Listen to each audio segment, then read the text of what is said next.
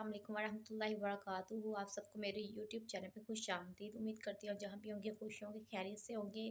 तो आज आज से 5-6 मंथ पहले एक बहुत ही अहम केस था जो पूरी सोशल मीडिया में फैला हुआ था और पूरे पाकिस्तान में वो एक ट्रेंड टॉपिक बना हुआ था।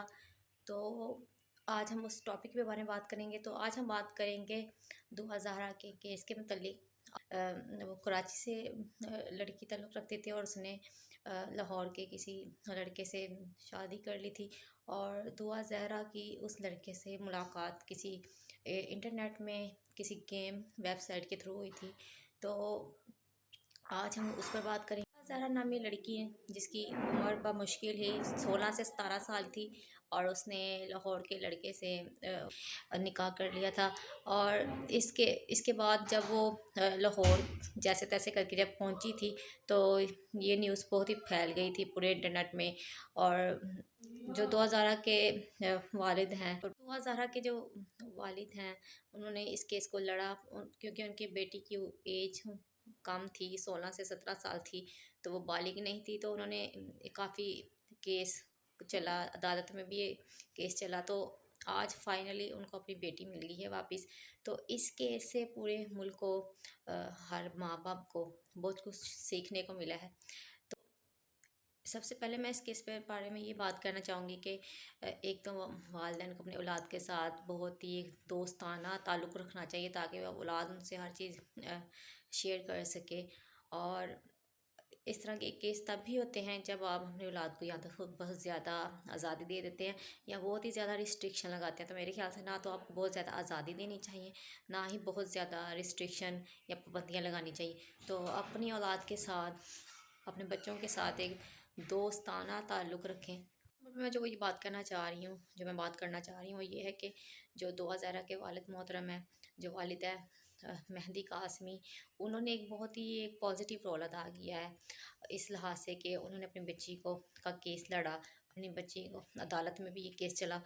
तो वो बहुत ही उन्होंने ये नहीं किया कि इस चीज़ को इतना टेंशन में लें या इज़्ज़त और गैरत का मसला बनाएं। तो उन्होंने इस केस को बहुत ही बेहतर तरीके से हैंडल किया। उन्होंने अपनी बच्ची को बिल आखिर हासिल कर लिया और अदालत ने दुआ ज़हरा अपने वालिदैन के साथ जाने की इजाज़त दे दी है। और वो काफ़ी अरसा दारुल अमान में भी रही, जो दुआ ज़हरा थी। तो इस केस में ये है कि बाज़ औक़ात होता है माँ बाप में इज़्ज़त और गैरत का मसला बना लेते हैं और वो बहुत ही एक सख्त रवैया अपनाते हैं। तो कभी भी सख्त रवैया ना रखें और दुनिया की परवाह अगर वो दुआ ज़हरा का के वालिद साहब करते तो वो भी आज अपनी बेटी को हासिल ना कर सकते। तो दुनिया की परवाह बिल्कुल ना करें। और इस सिचुएशन को जैसे आज ऐसे मामला अगर हो जाएं तो इस मामला को जड़ से पकड़ने से पहले ही ख़त्म करना चाहिए और अपनी औलाद के साथ ऐसा बॉन्ड रखें कि वो आपसे हर बात शेयर कर सके। तो हमारे माशरे में ऐसे बहुत से वाक़यात होते हैं, कभी लड़कियां घर से भाग कर शादी कर लेती हैं या वो घर से भाग जाती हैं। तो इसका बेहतरीन हल आप निकालें। ऐसे ऐसे ऐसे सिचुएशन क्यों पेश आती है, इस चीज़ को टैकल करना सीखें। हल मामलात को हल करना सीखें और अपनी औलाद के साथ स्पेशली अपनी बच्चियों के साथ एक दोस्ती रखें। क्योंकि आपको पता है कि अगर आप उनके साथ एक दोस्ती वाला ताल्लुक़ नहीं रखेंगे तो वो गलत फ़ैसले ले सकती हैं। तो बेहतर ये नहीं है कि आप शुरू से ही इस चीज़ को हैंडल करें। ना तो मैंने अक्सर देखा माँ बाप यहाँ तो बहुत ज़्यादा आज़ादी दे देते हैं या बहुत ज़्यादा दबा के रख देते हैं। तो अगर आप आज़ादी देंगे, अपने बच्चों का ध्यान नहीं रखेंगे तो वो इस तरह के मामलात में इन्वॉल्व होंगे। और अगर आप ज़्यादा सख्ती करेंगे, इन दोनों चीज़ों में घर के माहौल का बहुत ही अमल दखल होता है। तो कोशिश करें कि ऐसे वाक़यात ना ही आए। अपने बच्चियों का ध्यान रखें, उनके साथ दोस्ती का ताल्लुक़ पैदा करें।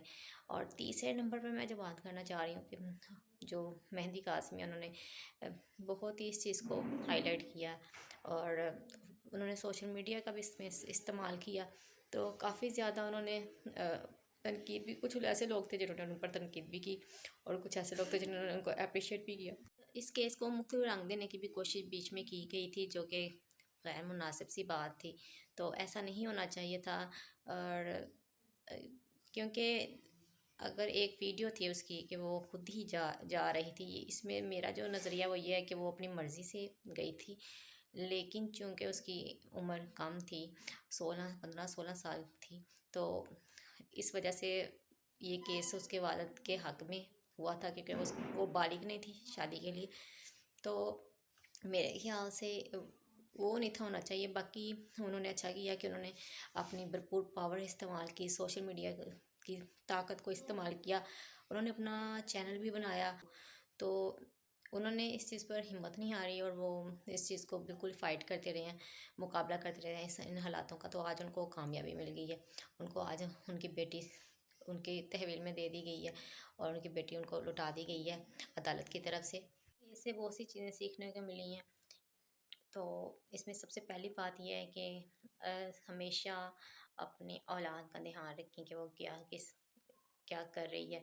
उनको इतनी आज़ादी ना दें बाद में आपको पछताना पड़े, और इतना सख्त रवैया ना रखें कि वो आपसे दूर हो जाए और वो बाहर के लोगों पर ज़्यादा भरोसा करना शुरू हो जाए। और इस चीज़ का एक ज़्यादातर ताल्लुक ये होता है कि पाकिस्तान में इस चीज़ पे मैंने देखा कि आजकल ये चीज़ बहुत आम होती जा रही है। जो आजकल की जनरेशन के पास मोबाइल फ़ोन है, हर किसी के पास। मैंने खुद देखा है कि एक छोटे से बच्चे 5 6 से 7 साल का बच्चा भी होगा, उसके पास में मोबाइल होगा।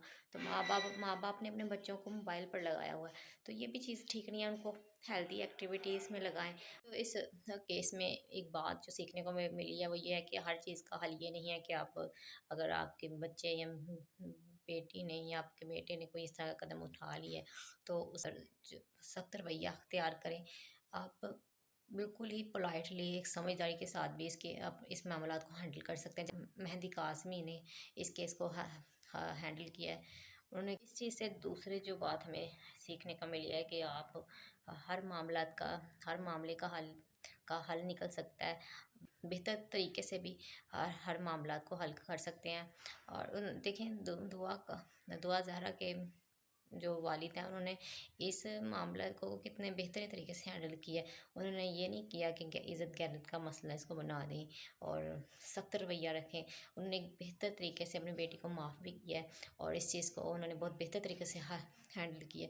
तो इस चीज़ में ये दूसरे नंबर पर चीज़ सीखने को मिलती है कि अगर आपके बच्चे या बेटी ने कोई ऐसा कदम उठा लिया, तो उसका ये नहीं कि आप सख्त ही कोई जवाब दें या सख्ती करें। तो आप इस चीज़ को बिल्कुल बेहतर तरीके से भी हैंडल कर सकते हैं।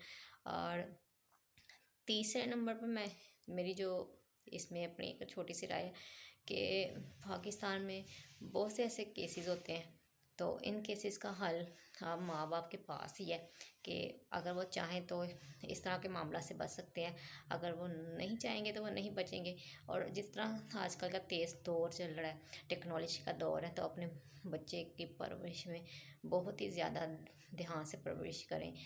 क्योंकि आपकी परवरिश का बहुत बड़ा हाथ होता है कि आप अपनी औलाद का मुस्तकबिल बना रहे होते हैं। तो अपनी औलाद के साथ ऐसा रवैया रखें कि आपकी औलाद आपसे हर चीज़ शेयर कर सके। ये था मेरा आज का व्लॉग। इंशाल्लाह नेक्स्ट नए व्लॉग के साथ फिर हाजिर होंगे। तब तक के लिए अल्लाह हाफिज़।